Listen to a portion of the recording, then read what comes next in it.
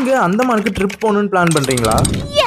அங்கே நீங்கள் எங்கெங்கெல்லாம் சுற்றி பார்க்கலான்ட்டு நான் உங்களுக்கு தெளிவாக இந்த வீடியோவில் சொல்கிறேன். ஃபர்ஸ்ட் பார்த்தீங்கன்னா செல்லுலார் ஜெயில். இது போர்ட் பிளேல லொக்கேட் ஆகிருக்கு. ரொம்பவும் ஃபேமஸான ஜெயில். ஏன் சொல்கிறேன்னா நம்ம நாட்டு மக்களை பிரிட்டிஷ்காரங்க கொடுமைப்படுத்துறதுக்காகவே இந்த ஒரு ஜெயிலை கட்டியிருக்காங்க. 7 பெரிய பிளாக், அதை கனெக்ட் பண்ணுற சென்டர் பிளாக் நம்ம நாட்டு சிறைசாலிகளை வச்சே கட்டியிருக்காங்க. ஏகப்பட்ட கொடுமையான விஷயங்கள் இந்த ஜெயிலில் நடந்திருக்கு. இதை பற்றி ஃபுல் வீடியோ நான் தனியாக உங்களுக்கு எக்ஸ்பிளைன் பண்ணுறேன். ரெண்டாவதாக பார்த்தீங்கன்னாக்கா ராஸ் ஐலாண்ட். செல்லுலார் ஜெயில் கட்டுறதுக்கு முன்னாடி குட்டி குட்டி ஜெயில்களை கட்டி இங்கே தான் எல்லாரையும் அடைச்சி வச்சிருந்தாங்க.